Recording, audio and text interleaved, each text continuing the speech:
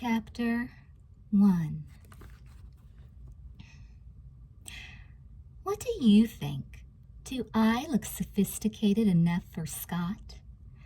Jessica Wakefield stood poised before the full-length mirror in her twin sister's bedroom, chin thrown back, her lovely features arranged in a languid pout. Elizabeth glanced up from the notepad she was scribbling on. Brooke Shields, you're not. Besides, why do you care what Scott thinks? Her eyes narrowed in suspicion. You're not thinking of going to that party at the lake. Not after Mom. Jessica whirled on her twin, cutting her dead with a look of defiance. Who says she has to know? You've heard the old saying, what you don't know won't hurt you. Her eyes, which normally hovered somewhere between blue and green, and could go either way depending on her mood, glittered pure emerald fire. And just how do you plan on getting away with it? Mom's not exactly blind, you know. Elizabeth noticed the corners of Jessica's mouth turning up. The mouth that was a carbon copy of her own, but capable of oh so much more mischief. Uh-oh, forget I even asked. I don't think I want to know the answer. Just remember, whatever it is, don't include me. Jessica's smile deepened into one of pure innocence. Her eyes looked blue now, as blue as a baby's. She went back to admiring her reflection, scooping her sun-streaked blonde hair up on top of her head as she struck a new femme fatale pose. I haven't the vaguest idea what you're talking about, she drawled. I'm spending the day with Kara. Elizabeth rolled her eyes. Since when does Kara have a mustache and drive a red Firebird? Come on, Jess. Who do you think you're kidding? You can't keep a thing like this a secret. Besides, I think Mom's right. Scott is too old for you. If first impressions counted for anything, and Elizabeth happened to think they did, then Scott's age wasn't the only black mark against him. She remembered the insolent way he looked her up and down when Jessica had introduced her to him the previous week. There had been a dumb, leering smile on his face when he'd made the old joke about them being double the fun. Elizabeth had nearly gagged. When he peeled away from the curb in his tomato-red Firebird, he left a squiggly trail of skid marks in his wake.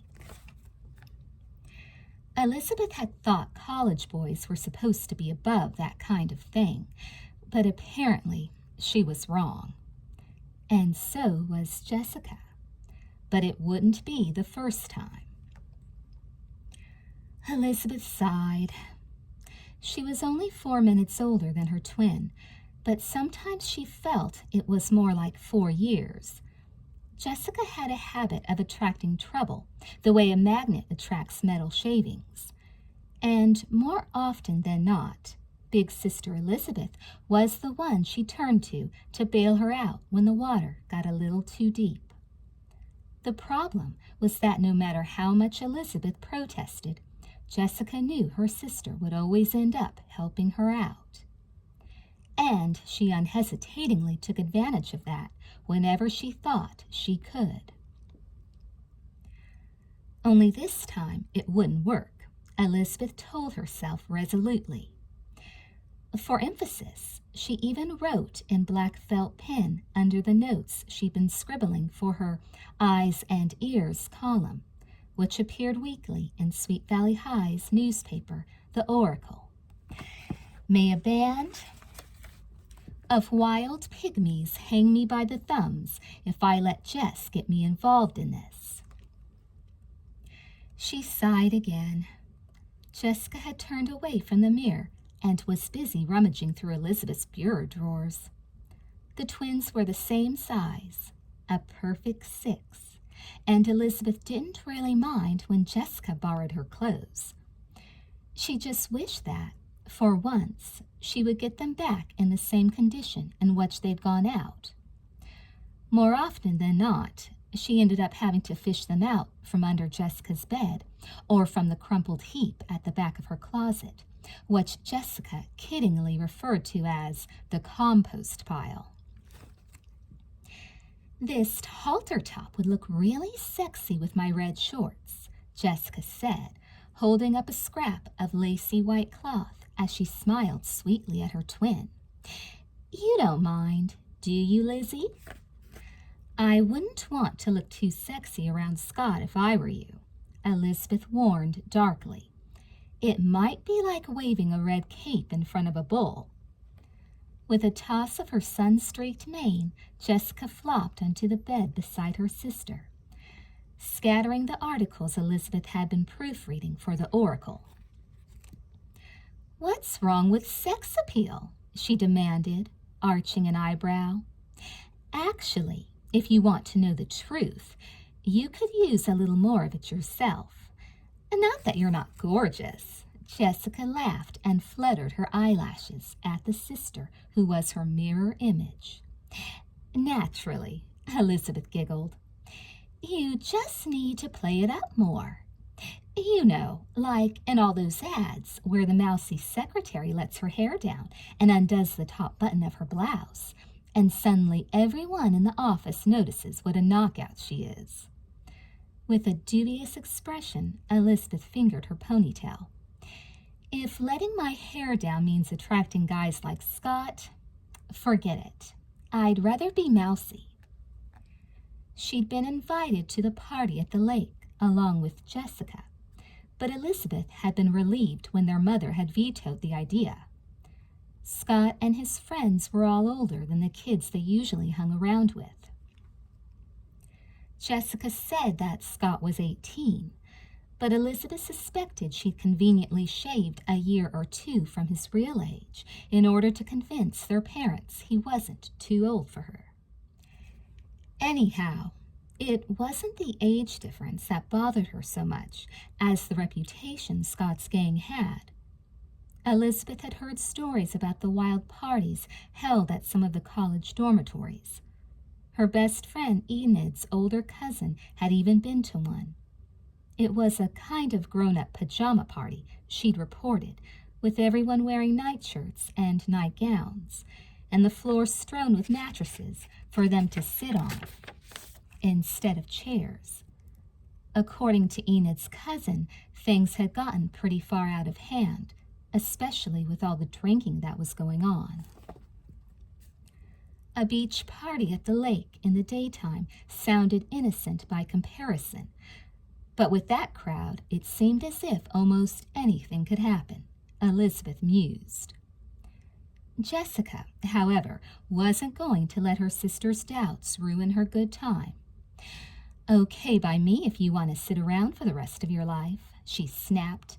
"I'm not going to let it stop me from having fun.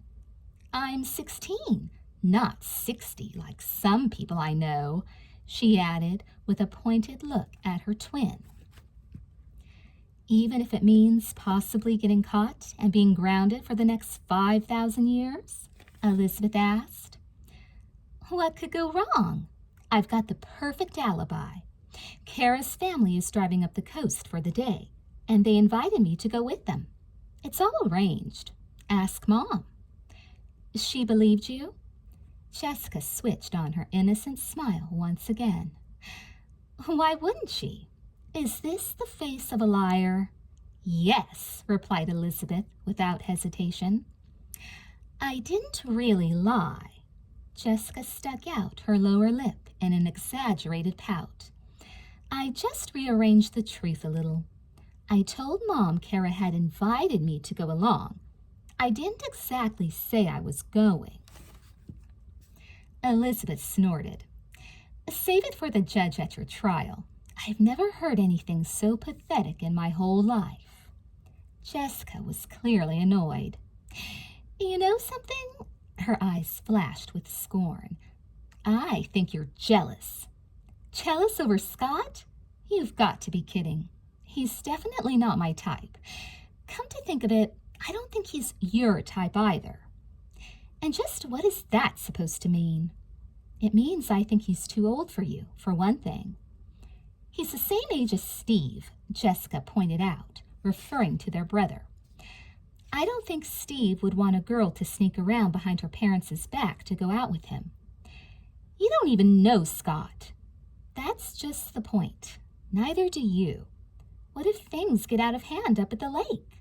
How will you get home? None of those kids are your friends.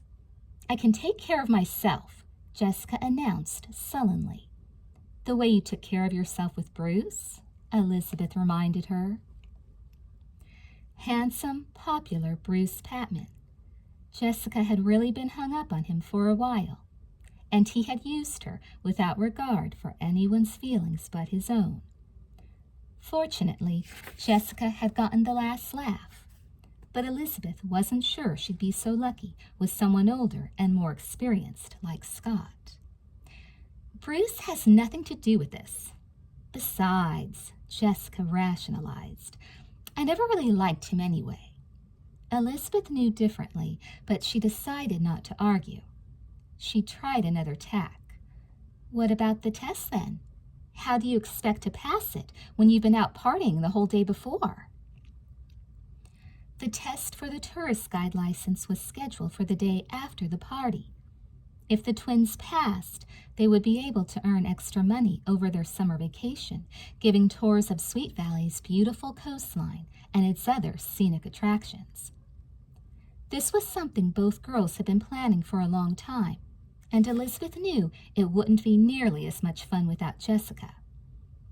I'll take care of the test if you promise not to tell Mom, Jessica bargained, shrewdly detecting a chink in Elizabeth's armor.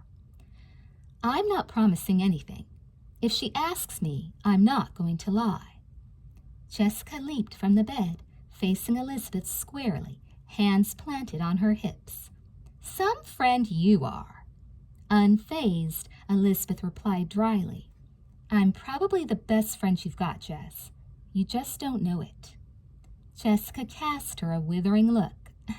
Don't do me any favors. Just don't come running to me someday if you ever need my help. Abruptly, she burst into tears. I thought sisters were supposed to stick up for each other, she choked. Elizabeth caught her lower lip between her teeth. Maybe she had been too harsh. But Jessica had already done an about-face. She strode out of the room, and Elizabeth flinched as the door slammed shut behind her.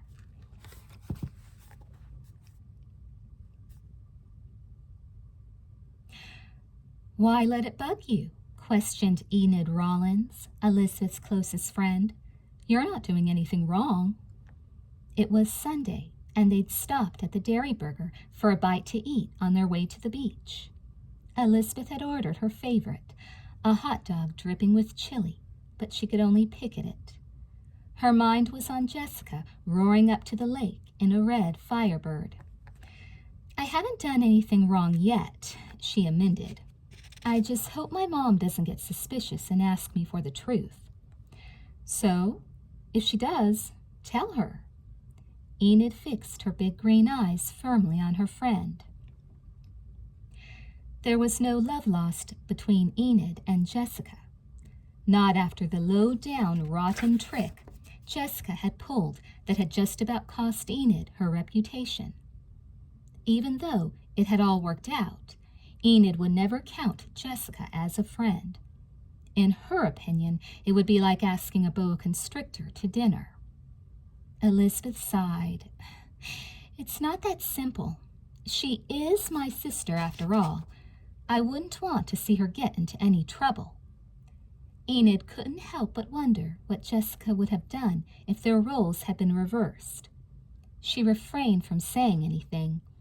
Elizabeth could be touchy on the subject of her twin. Look, said Enid, forking in a mouthful of coleslaw. You're here to have fun, so have fun. Let Jessica worry about Jessica. She tossed her dark hair with finality. The beach was fairly crowded by the time they arrived, shortly past noon. Elizabeth and Enid spread their towels near the lifeguard station, which would provide a few patches of shade from the scorching sun. A lean yet muscular boy with seal brown hair materialized just as Elizabeth was unscrewing the cap from a tube of suntan lotion. "Turn around and I'll get your back," he ordered, snatching the tube from her hands before she could protest.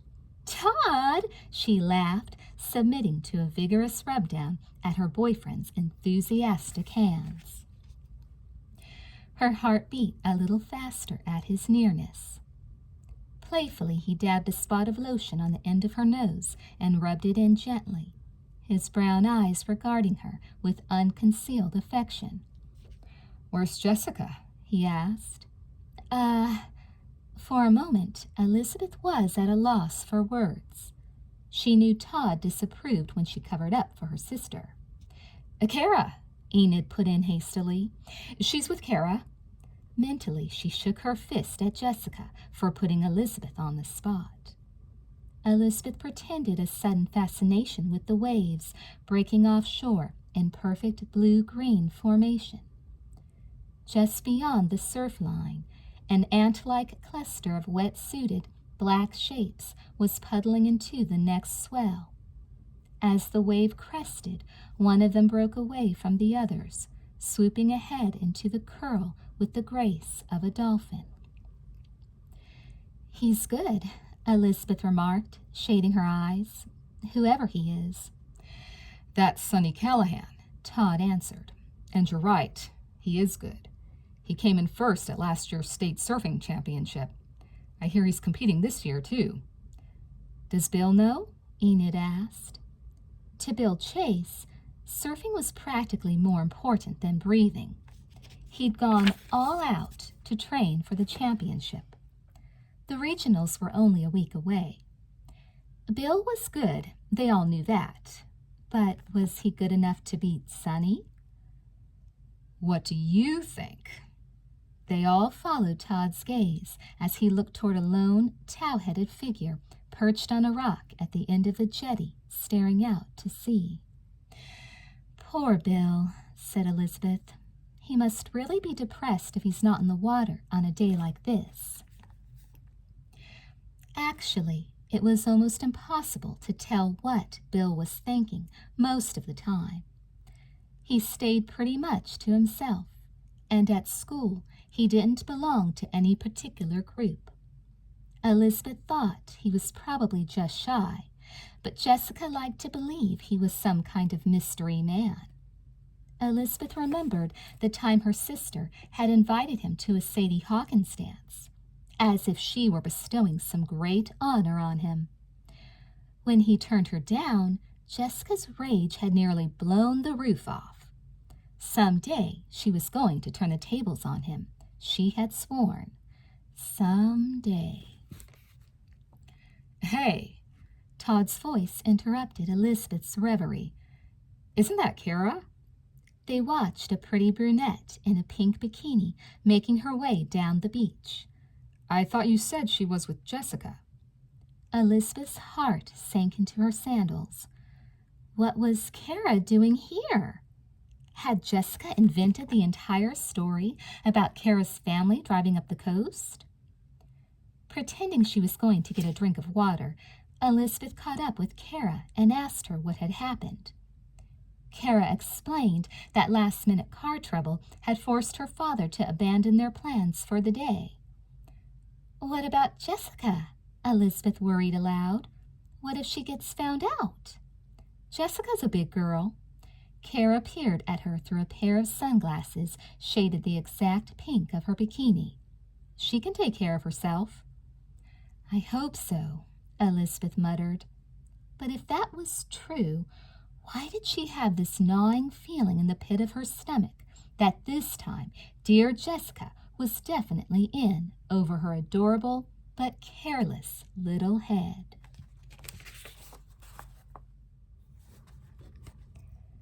Chapter 2. You should have seen the look on my dormother's face when she caught Bobby sneaking out of my room the other morning. She actually asked him what he was doing there, as if it wasn't as plain as the nose on her face. Sprawled on her back on the lake's sandy beach, Jessica eavesdropped on the conversation that bubbled around her as enticingly as champagne. She felt distinctly out of place, despite her efforts to appear as bored and sophisticated as the other girls. She kept her eyes shut, pretending to be asleep, until one of them poked her in the ribs and asked to borrow her suntan lotion. In her chamois bikini and cornrowed blonde hair, the girl was a dead ringer for Bo Derek. Jessica couldn't recall her name, Erica something. The beads in her braids clicked and sparkled in the sunlight as she shook her head over some new boyfriend-related disaster. Listen, let me tell you about the time Rod and I spent the weekend camping up in the mountains and we got lost. I told my mother I was spending the night with Sarah, only she called up and found out I wasn't there. Jessica hooked one leg over her strategically bent knee and shifted slightly to a more flattering pose, just in case Scott or one of the other boys happened to be looking. In her new red string bikini, she was a match even for Ms. Tin, if she did say so herself. Noisy laughter and splashing reminded her that most of the party's male members were still in the water. Scott had wanted Jessica to go swimming with him, but she declined. She wasn't about to get her hair wet or spoil her makeup. Have you been seeing Scott for very long? The question had been directed at Jessica by a tall, leggy blonde named Greta. Her smallish brown eyes were heavily outlined with charcoal eye pencil, making her nose seem longer than it really was. She reminded Jessica of a guinea pig she'd once had. Long enough, she answered, flipping over onto one elbow. She didn't want them to know that this was their first date. What would they think if they knew she was the tiniest bit afraid of Scott? Actually, it was a thrilling kind of fear, the way she felt about breaking the speed limit, for instance. She remembered the way Scott had rested his hand against her bare leg in between shifting gears as they were driving up to the lake. Every once in a while, he had taken a swig from the beer can tucked between his knees. His hand was cold and wet when he touched her, giving her overheated skin a delightful shock. Without knowing how to explain it, she'd felt distinctly grown up, but at the same time somewhat uneasy, a feeling unfamiliar to her. Bo Derek cast Jessica a sly look. Just a word of warning where Scott's concerned. I'm not sure how much of it's actually true, but around campus he's got quite a reputation. A reputation for what? Jessica wanted to ask, but at that moment a shadow fell over her, followed by a sprinkle of cold water. Did I hear my name mentioned? You ladies are going to have to stop fighting over me and accept the fact that I'm taken. Scott sank down beside Jessica and draped a wet arm about her shoulders. For today, anyway, he added, and winked. Jessica shivered, grateful nevertheless for having been rescued. She angled her chin downward in the slow-eyed smile she'd been practicing in the mirror lately. Scott was cute, even if he was conceited. His eyes were the same metallic blue as the lake and had a slightly devilish gleam in them. Droplets of water clung to his mustache, and his hair stood out in dark, wet ringlets. He was no more muscular than boys her own age, who worked out with weights in the gym, but there was a man-like hardness to his bronzed build she found dangerous and exciting. Watch out, honey. You've caught yourself a live one, Greta warned and gave a tinkling laugh. Jessica can handle herself, said Scott. Can't you, Jess? He nibbled at her earlobe. His mustache tickled the inside of her ear. He brushed his fingertips down her spine, hooking a thumb suggestively over her bikini strap. Jessica wasn't sure she liked his assured possessiveness. Except for Bruce Patman, she'd always been the one to call the shots with her boyfriends. She liked the feeling of power it gave her to lead them on, then whirl away with a careless laugh over her shoulder just when they thought they had her. She had a feeling it wouldn't be that easy with Scott. He was more mature and experienced, but that made it a challenge. And, above all else, Jessica loved a challenge. Sure, I can handle myself, she teased, flicking one long, ruby-frosted fingernail against his cheek. But I'd rather have you do it. The joke had the intended effect of making her seem as sophisticated as the others. Everyone laughed except Scott, who tossed her onto her back with a savage growl, giving her a long, hard kiss. Jessica kicked one slender leg up in the air in mock protest.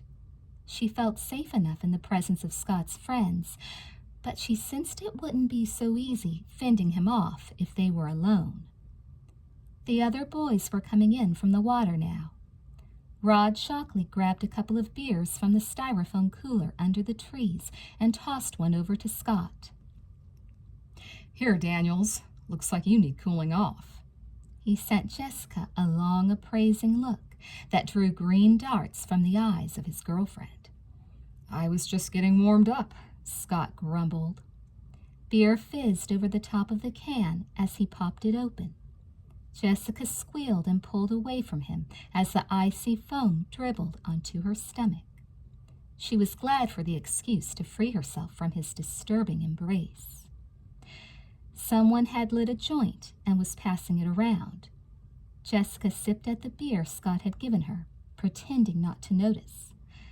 Though she hated to admit it, she knew she'd gotten into the fast lane this time. Maybe too fast.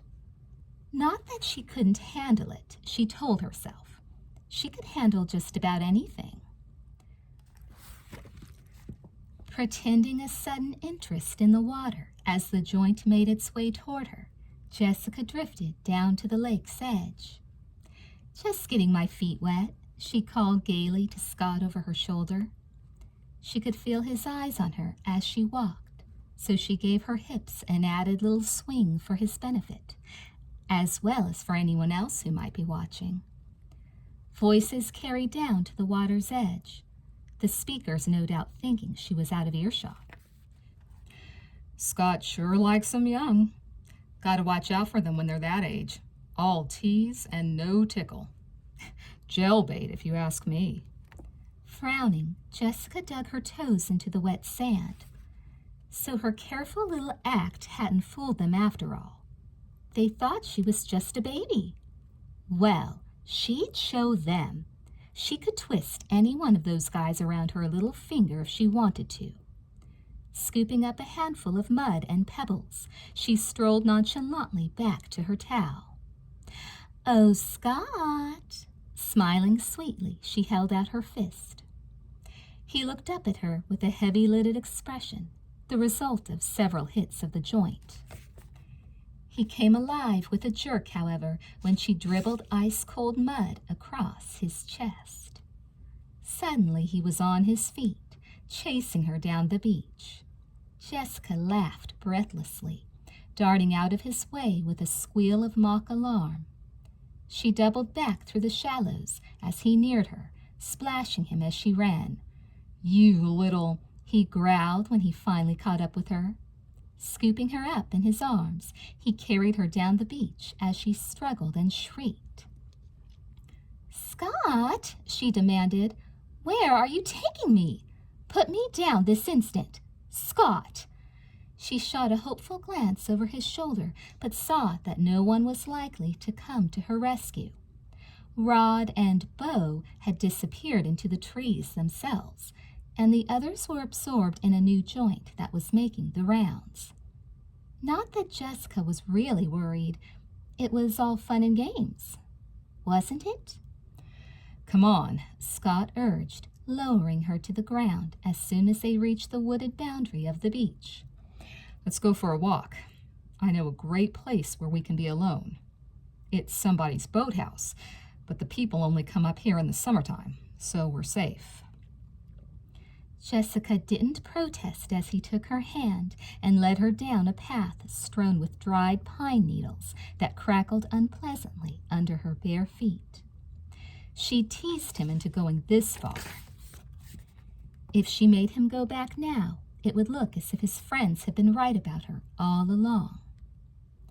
Hey, you're really something, you know that? Scott hooked his arm about her neck, drawing her close. I can tell you aren't anything like your sister. How can you say that? Liz and I are exactly alike. Sure, on the outside, but that's only the gift wrapping. I'm more interested in what's going on inside. He slipped a hand down the back of her bikini bottom. Jessica slapped it away with a playful swat, more nervous than she was willing to admit, even to herself. The sun was edging below the treetops by the time they reached the boathouse, after what had been more of a hike than a walk. To Jessica, the waterlogged shack looked dark and creepy, not in the least bit romantic. Inside, it was damp and chilly. "I'm cold," she said. "Let's go back." Scott wrapped his arms around her in the marshy-smelling dimness. The slapping of water against a boat hull sounded loud in the stillness. Don't worry, he promised huskily. I'll warm you up. Suddenly, he was kissing her in a way that told her he meant business. Jessica backed away, but only succeeded in catching her feet in a jumble of rope and tumbling backward onto a pile of burlap sacking. "Scott, She held out an arm to ward him off, but he mistook it for an invitation. He descended upon her like an invading army, tugging insistently at her bikini straps while he devoured her neck. The muscles she'd admired on the beach felt knotted and menacing now, as she lay pinned beneath his bulk. His mouth pressed against hers, hot and openly demanding. Jessica shuddered.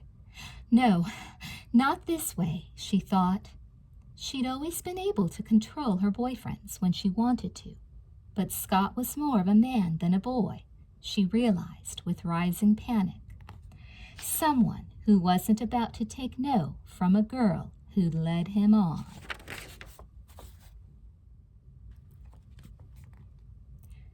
Chapter 3. "Stop it, Scott," Jessica hissed, pushing against the solid wall of his chest with all her strength. "I mean it. Stop it, Or you'll what?" Scott pulled back with an expression of disdain. Scream? Forget it, Jessie, baby. This isn't the movies. There aren't any Mounties in these woods.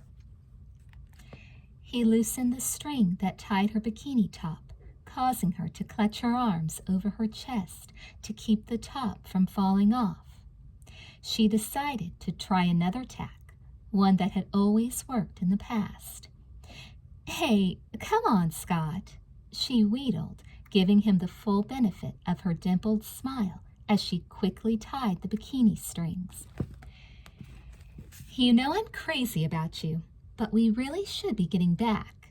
It's almost dark. I've got to be getting home pretty soon." Home? He laughed. Where did you get the idea I was taking you home tonight? I thought you knew. This party is an all-nighter. Jessica stiffened, all pretense at beguiling sweetness dropping as abruptly as a rock off a cliff. She bit her lip against the flaming tears that threatened her icy composure. Nothing was going right. Nothing was happening the way she'd planned. This whole thing was Elizabeth's fault, she decided suddenly. If only Elizabeth had tried a little harder to talk her out of this, she was sure she wouldn't be here. "I have to get home," she demanded, her lower lip edging out in a trembling pout that had never been known to fail as a last-ditch means of getting her way. "If you don't take me home, I'll tell my parents you tried to—" She couldn't bring herself to finish the sentence. Scott's only response was a harsh bark of laughter. "Go ahead, Jessie, baby. Tell them. Tell them how you lied to them so you could sneak up here with me. Tell them how you just happened to be in a deserted boathouse, practically naked, when I came along and tried to take advantage of you." He shook his head. "Sorry, baby.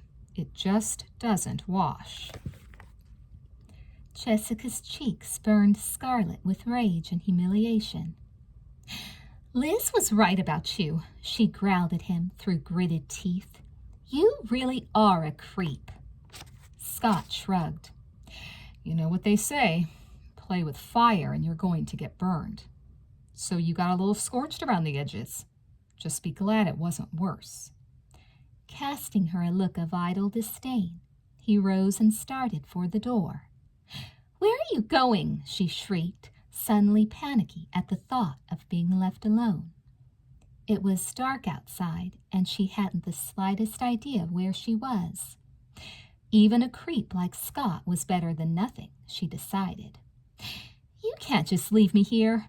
How will I find my way back?" "Don't worry, you'll find a way. I have a feeling you can do just about anything you set your mind to, Jessie, baby."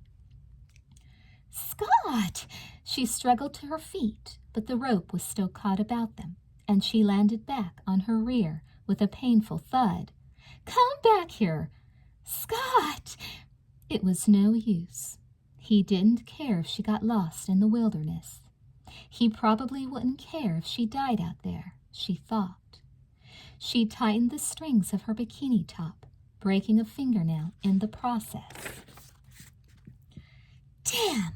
she swore as she freed herself from the rope and ran outside to catch up with Scott. He was nowhere in sight. She looked for the path, but that too seemed to have disappeared in the darkness. Why did all trees have to look so maddeningly alike? How on earth did Scott expect her to find her way out of this rat's maze? It was all his fault. He'd practically kidnapped her, for heaven's sake. It would serve him right if something horrible happened to him on the way back, like stumbling into a bear trap. At the thought that there might actually be bears in the woods, Jessica experienced a fresh wave of panic. Tingling with goosebumps, she thrashed her way through the underbrush with increased determination, unmindful of the twigs that scratched against her bare legs and arms. She had even forgotten that she was cold. She wished now that she hadn't dropped out of Girl Scouts when she was younger. Maybe it would have taught her how to find her way out of a situation like this. Even knowing how to rub two sticks together to make a fire was better than nothing. But she told Elizabeth it was only for goody-goodies, and her sister had shrugged and told her to suit herself. Why had Elizabeth let her drop out so easily? She could have convinced her to stay if she'd given it half a try. By the time Jessica had located some semblance of a path, all her anger was focused on Elizabeth and Scott. She figured her sister owed it to her to cover for her.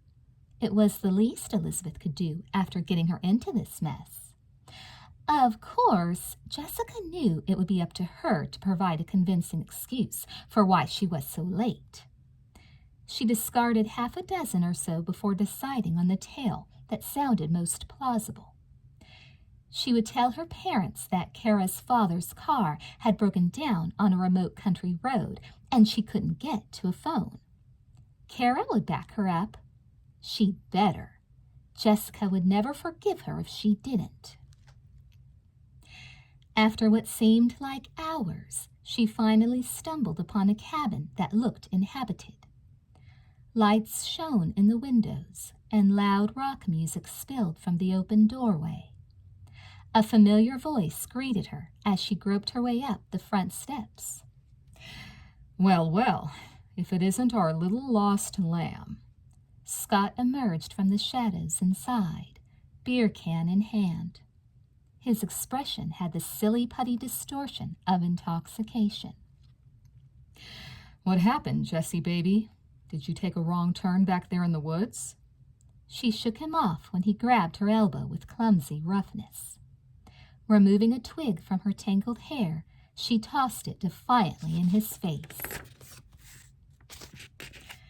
Scott pretended to be mortally wounded and staggered backward into the room, falling onto the couch with a snort of drunken laughter.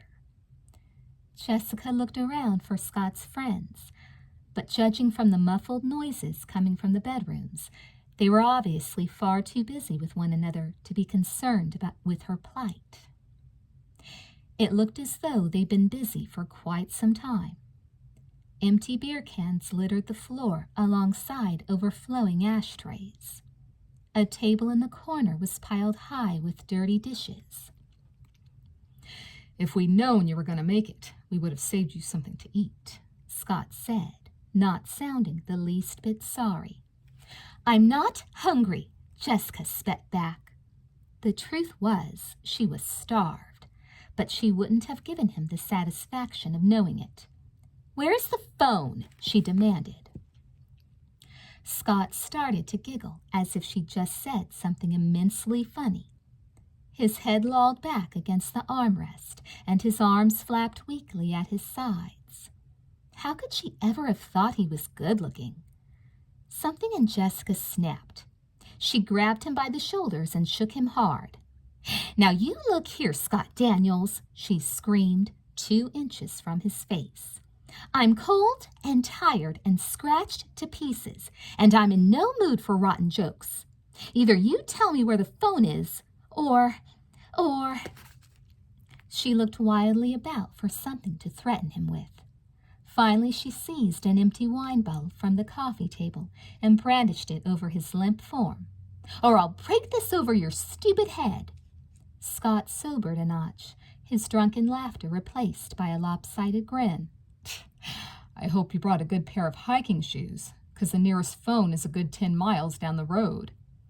Oh, Jessica had a good mind to break the bottle over his head anyway. Damn Scott, damn Elizabeth, damn everybody. Instead, she slumped into the edge of the couch in momentary defeat. What am I going to do? My parents are expecting me home, and I have a test tomorrow that I haven't even begun to study for. It was no use pleading with Scott to drive her home. He was too drunk for that now. Scott's expression held not a flicker of sympathy. You should have thought of all that before you came, he told her. But, hey, don't let it get you down, babe. I have a feeling you're used to getting in and out of trouble. I'm sure that pretty little head of yours will come up with something. Thanks for your confidence, she flung back at him in disgust. You're a real winner yourself. An idea came to her all of a sudden, and she smiled. Listen, I think I left my sweater in the car. If you'll just give me the keys. No dice, baby. I know what you'd do with those keys if you got your hot little hands on them. I'm wise to you, Jess. You know why? 'Cause we're alike. That's why. We want what we want, and we don't care how we get it. He flashed her a wicked grin. If you want to ride home bad enough, there's only one way of getting it.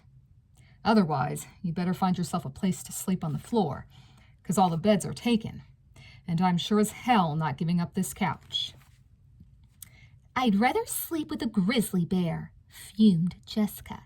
You're the most insufferable creep I've ever met in my entire life. Besides being a conceited jerk, you're the... She stopped when she saw that he wasn't listening.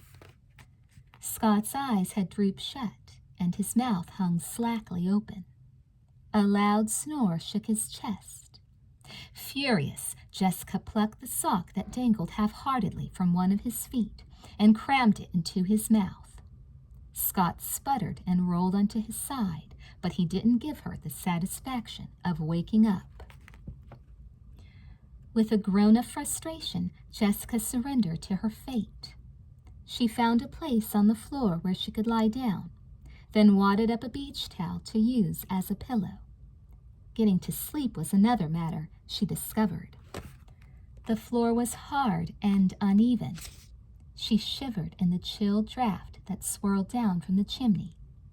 Loud music blared from the next room. Jessica had never been so miserable in her life. Chapter 4. Elizabeth gave a groan and rolled over when the alarm jangled on Monday morning at 7:30 sharp. Just a few more minutes, she pleaded with herself. She'd been dreaming about Todd. The two of them were in the darkroom at school, developing pictures of a beautiful lake. Then he had his arms around her and was kissing her. When she opened her eyes to peer at the clock again, it was 8:05. She had exactly half an hour to get dressed, eat breakfast, and dash off to school. Yawning, she crawled reluctantly from the warm cocoon of her blankets. I rose from the warmth of my dreams to the chill dawn of reality. She made a mental note to write in her journal. She remembered the tourist guide test, the reason she was so exhausted.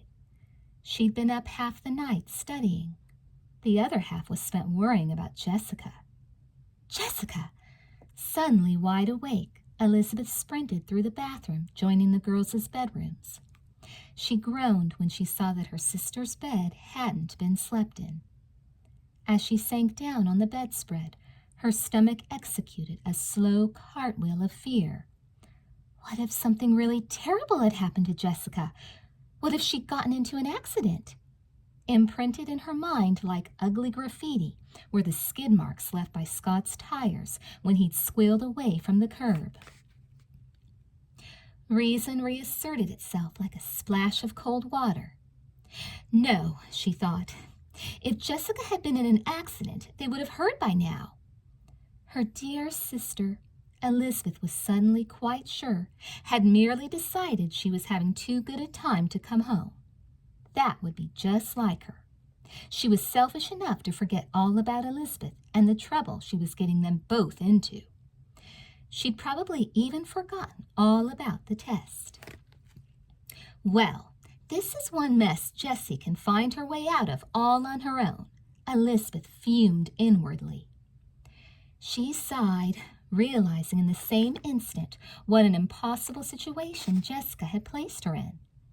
At this point, Elizabeth was in just as deep as her sister. She knew her parents would be angry and upset, and rightfully so, if they knew she'd kept silent about Jessica's whereabouts or the fact that she hadn't come home last night. They'd gone out to dinner and a movie and had assumed Jessica had returned from Kara's while they were away and that she was already asleep. Otherwise, good old dependable Elizabeth would have said something. Right? Wrong, wrong, wrong. In the bathroom, Elizabeth splashed warm water on her face. How does Jessica always manage to get you into these situations? She asked the puffy-eyed girl in the mirror. Maybe Enid was right. Maybe she should just let her sister sink or swim the next time. If anyone deserved it, Jessica did. The trouble was that Elizabeth could never seem to stay mad at her for very long, and she couldn't bear just to stand by and do nothing when someone needed her help, especially when that someone was her own sister.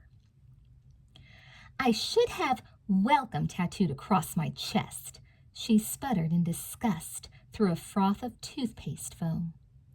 She was just stepping from the shower when Alice Wakefield called up the stairs that breakfast was ready. You girls had better hurry up, or you'll be late for school. Elizabeth's heart sank at her mother's cheery tone. "Coming," she yelled, hoping her mother wouldn't notice that only one of them had answered. She slid into a pair of old jeans, worn to velvety softness, and yanked a long-sleeved t-shirt over her head. Quickly she combed her wet hair and secured it with a tortoiseshell clip on either side. She was jamming her feet into a pair of moccasins when the phone rang, nearly causing her to jump out of her skin. "I'll get it," she called down to her mother as she dashed to answer the upstairs extension. "Thank God, Lizzie. I was hoping it would be you." The panic-filled voice shot out from the receiver. Jessica. Just as she'd suspected. Elizabeth clutched the phone to her mouth and spoke in an indignant whisper. "Where on earth are you? Do you have any idea?" Jessica cut her off with a noisy sigh. "Listen, it's a long story. I'll fill you in on the details later. Does Mom know I'm not there?" "Not yet, but she's about to find out. Jess, we're supposed to be leaving for school in less than 15 minutes.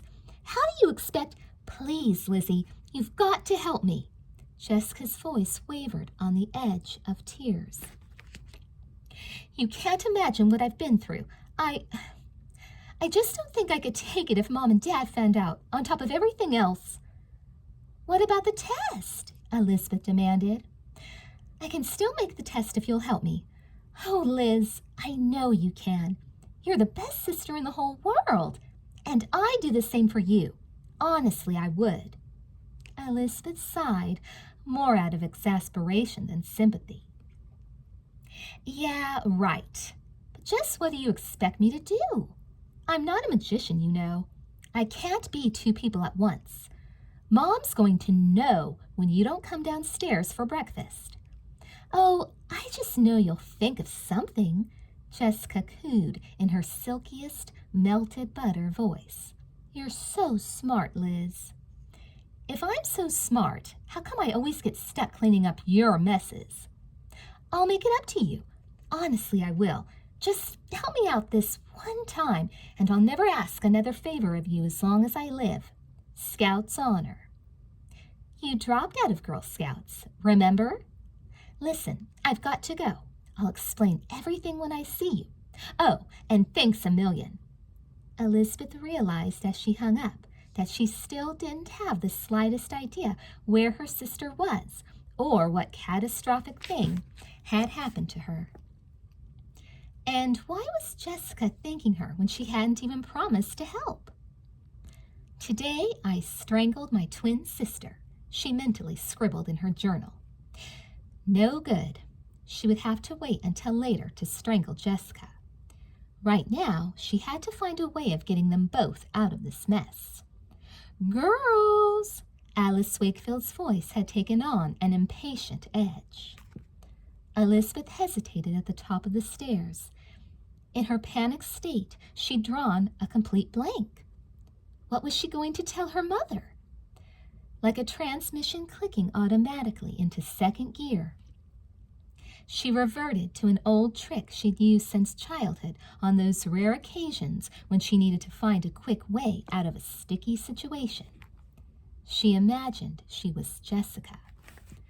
What would Jessica have pulled out of her bag of magic tricks?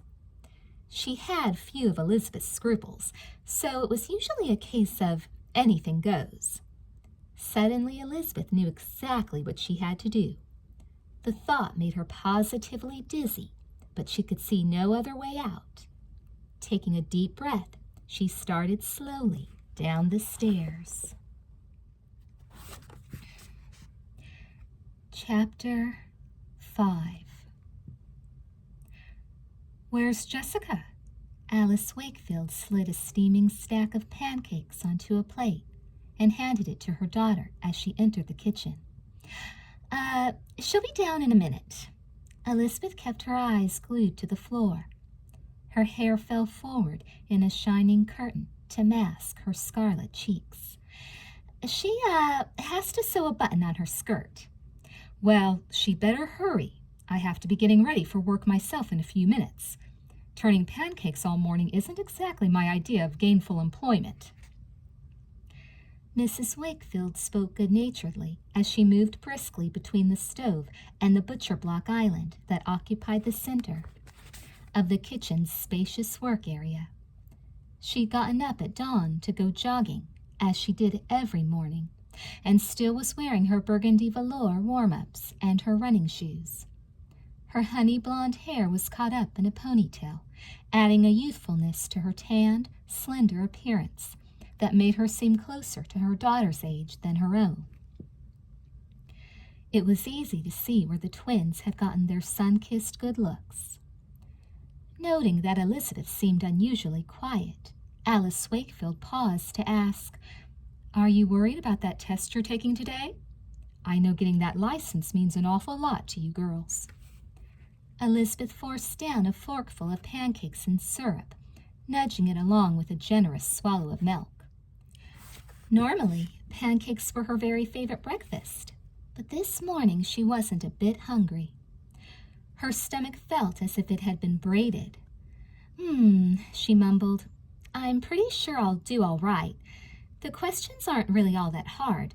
They're just going to be a lot of them. Tons of little facts to remember." "When I was your age, I wanted to be a camp counselor one summer," her mother mused.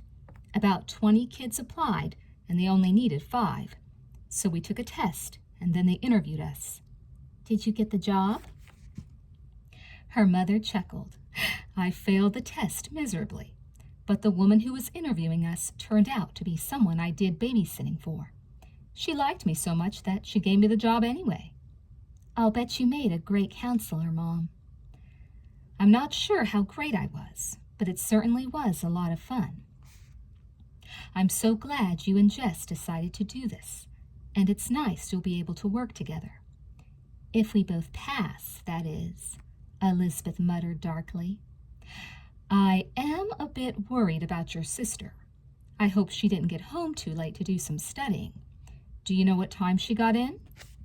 Elizabeth choked on the mouthful of pancakes she was swallowing. She doubled over in a fit of coughing that brought her mother scurrying over to deliver a few solid pats on her back. "My goodness," her mother cried when Elizabeth's red color had returned to normal. "When will you girls learn to take smaller bites? Every time that happens, you add another gray hair to my head." Elizabeth smiled. There wasn't a single gray hair among her mother's tawny locks. "Sorry, Mom. I guess I was kind of in a hurry." She wasn't really sorry, though. She'd succeeded in distracting her mother from the subject of Jessica's whereabouts. Her mother smiled as she shook her head, smoothing a stray wisp from her forehead. "I was just thinking of the fights you and Jess used to have when you were still in high chairs. She would start by throwing pieces of her food at you, and you'd usually wind up dumping your cup of milk over her head." She laughed. "Something you should know in case you're ever blessed with twins someday, Elizabeth. You need double the patience." "Thanks, but I don't plan on having twins." She didn't add that it was enough trouble just dealing with being a twin. Her mother laughed. "Neither did I, dear. Neither did I." A minute later, she frowned and glanced up at the ceiling. "What's taking Jessica so long? I've got to get to work. She should be finished sewing that button on by now." Elizabeth shoveled in the last of her breakfast with lightning speed. "Thanks for the pancakes, Mom.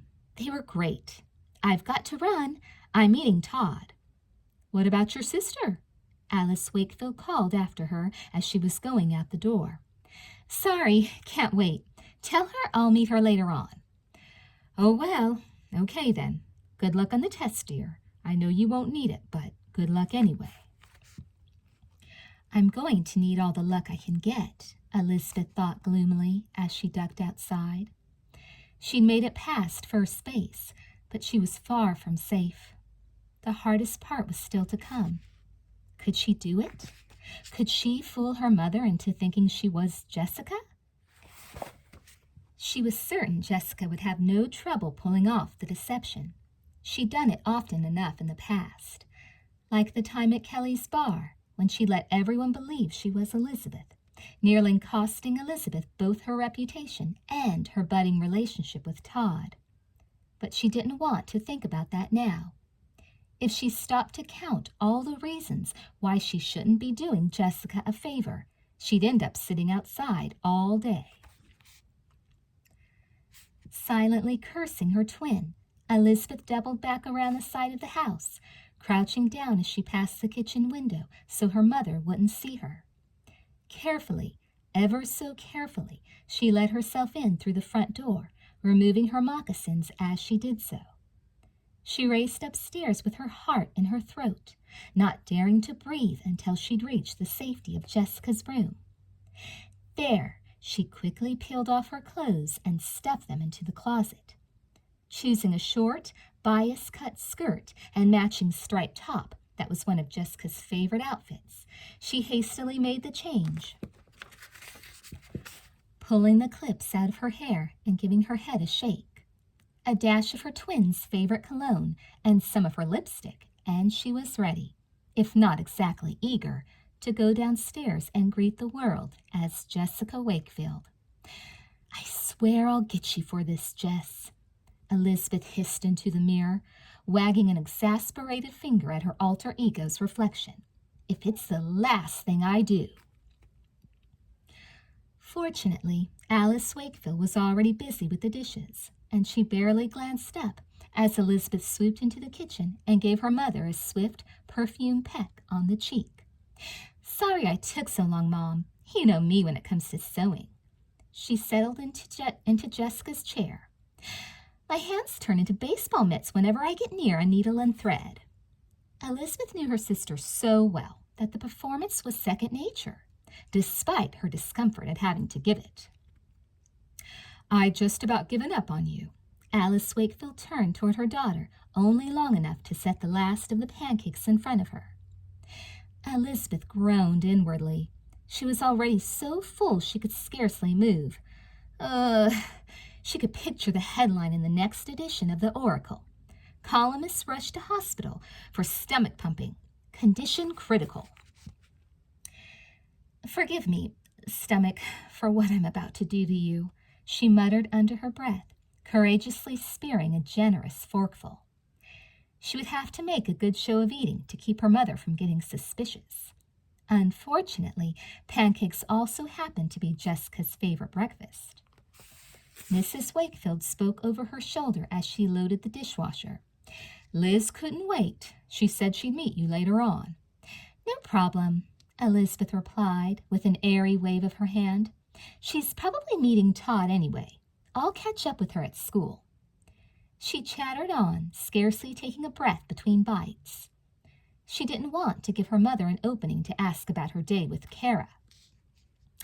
"Oh, by the way, did you get a chance to look at that blouse I was telling you about? The one in the window of Foxy Mama?" Elizabeth remembered overhearing Jessica telling their mother about the blouse the other day. Mrs. Wakefield sighed. "Honestly, Jess, you need a new blouse like I need triplets.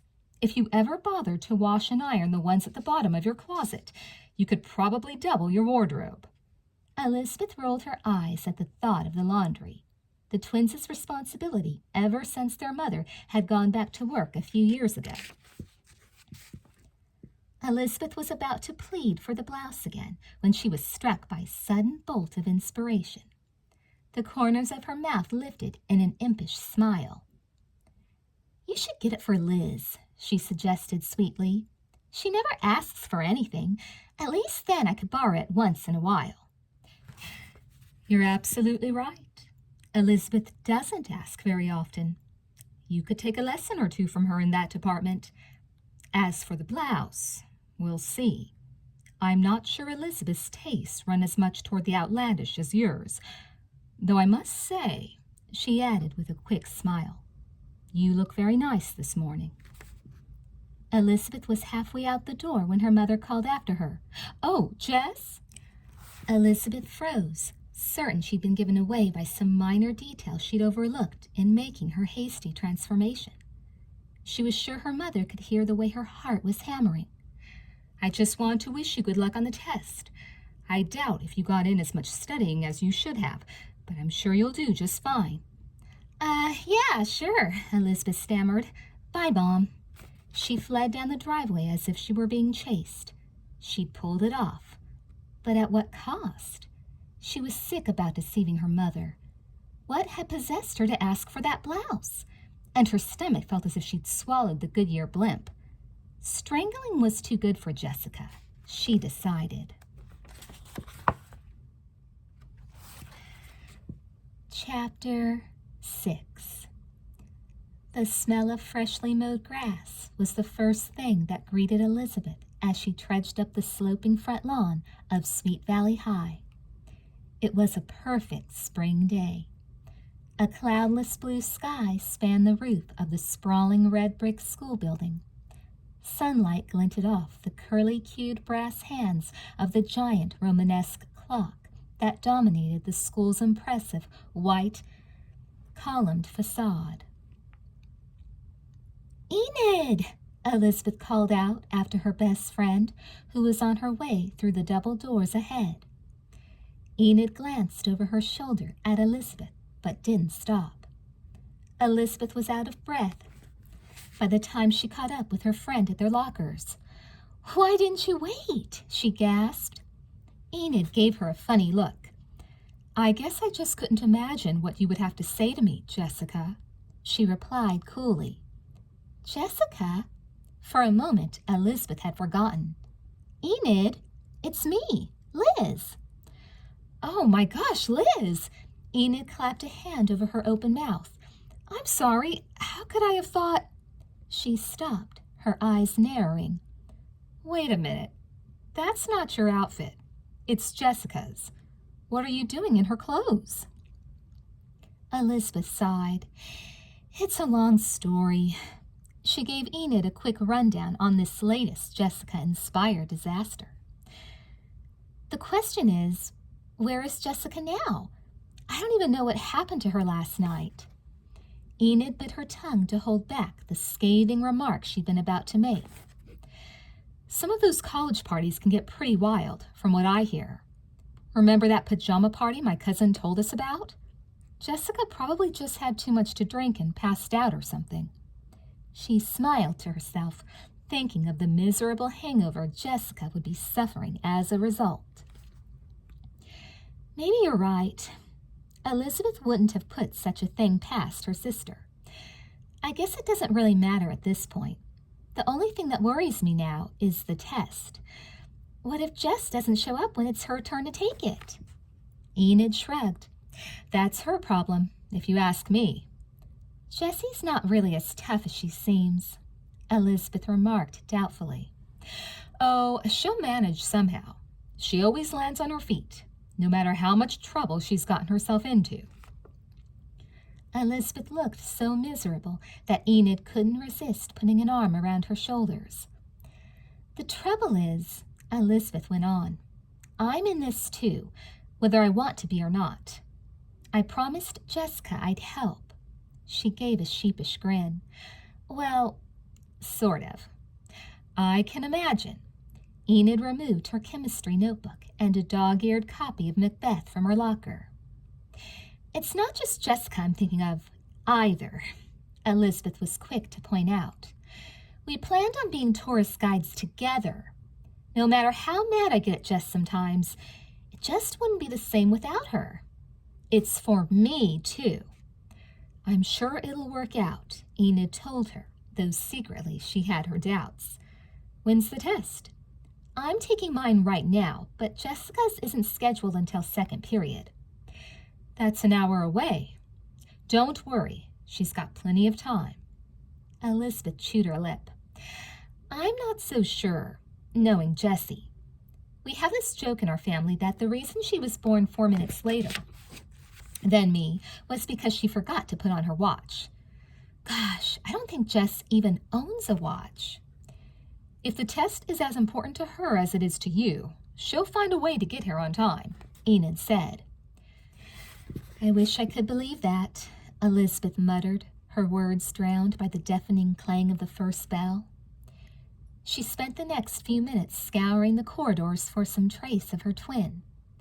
No one had seen her, though several people did double takes, mistaking Elizabeth for Jessica. Even Bruce Patman was fooled. "Hey, babe," he called out loudly as she breezed past him, flashing her his famous heartbreaker smile. Some time back, Jessica had met her match in gorgeous, arrogant Bruce, until their fiery romance had exploded. But that was old news by now, and recently he'd been trying to worm his way back into her good graces. "How about going out with me this Saturday night?" Not a chance, Elizabeth tossed back cheerfully. It was exactly what Jessica would have wanted her to say. For the first time that day, Elizabeth didn't mind playing her twins double. She spied Todd a short way down the corridor talking to Bill Chase and angled toward him. "Liz?" he asked hesitantly. Elizabeth grinned. "Yeah, it's me." "Did I hear what I thought I heard? Was that Bruce Patman asking you out?" Todd demanded, breaking away from his conversation with Bill Chase to join her. "Talk to you later," he yelled after Bill, who was already shuffling off toward class. Turning back to Elizabeth, he threatened, "One of these days I'm going to annihilate that creep." "Who, Bill?" Elizabeth asked, distractedly. "Nah, I meant Bruce. What was he doing asking you out anyway?" "Oh, that. Don't worry, he wasn't asking me out. He was asking Jessica." "Well, there is something awfully Jessica about you today," Todd said, a note of confusion in his voice. No response. Todd passed a hand in front of Elizabeth's eyes as if he'd caught her in a trance. "Are you sure you're feeling okay? You didn't get hit over the head or anything, did you?" "That's one way of looking at it, I suppose," Elizabeth replied with a giggle. "Okay, be mysterious." He looked mysteriously happy about something himself, she thought. "Nothing could spoil the good mood I'm in today." He waited a beat, an irrepressible grin plastered across his face. "Aren't you even going to ask me why I'm in such a terrific mood?" "Why are you in such a terrific mood, Todd?" Elizabeth asked dutifully. "Because I finally have enough money to buy that Yamaha I was telling you about. Man, I can hardly wait." He closed his eyes in an expression of rapture. "I can almost feel the breeze whistling past my helmet now." That's great, Todd." For a minute, Elizabeth's worries about Jessica were sidetracked by a brand new dilemma. Her parents had absolutely forbidden her ever to ride on a motorcycle. It was one of their strictest rules. What was she going to tell Todd? She pushed it to the back of her mind for the present. He hadn't even gotten the motorcycle yet. She would cross that bridge when the time came. "Hey," he asked her, coming to earth again. "Are you really okay? You look a little spaced out. Is it that test you're worrying about?" He placed a concerned arm about her shoulders. "Oh, Todd." Bearing her head against the welcome haven of his shoulder, she spelled out the entire story. Todd grew silent, and Elizabeth could tell from the way he was looking at her that he disapproved. Finally, he said in a quiet voice, "You shouldn't let Jessica get away with so much, Liz. She just uses you." "I know I shouldn't, but she's my sister. I can't just stand by and do nothing." "Look," Todd said, his face showing the strain of remaining neutral where Jessica was concerned. "There's no real harm done so far, and you've certainly done everything you could. Nobody, not even Jessica, could ask for more. So forget about her for now. Go take the test. I'm sure you'll pass with flying colors." He kissed her lightly on the mouth. He smelled faintly of toothpaste and the spicy aftershave he used. "I guess there's not much else I can do." She kissed him back. "Thanks, Todd." Smacking his lips with exaggerated relish, he replied, "Thank you, Jessica. You kiss almost as well as your sister." Elizabeth tried to punch him, but laughing wickedly, he ducked out of the way. By the time she reached the classroom where she was to take the test, Elizabeth had nearly succeeded in banishing her worries about Jessica. Still basking in the glow of Todd's love, she sailed through the test. A lot of the questions had been worded to be deliberately confusing, but Elizabeth had no trouble sorting them out. She was one of the first to hand her answers in to Miss Bascombe, the teacher monitoring the first period test. "There you are!" Kara swooped down on her from out of nowhere as she was leaving the classroom. "I've been looking absolutely everywhere for you, Jessica Wakefield." She clutched Elizabeth's arm, lowering her voice to a shrill whisper. "You're not getting away from me until I've heard everything. I mean everything about that party." Elizabeth smiled sweetly, her blue-green eyes sparkling with mischief. "Gosh, Kara, I don't know where to begin."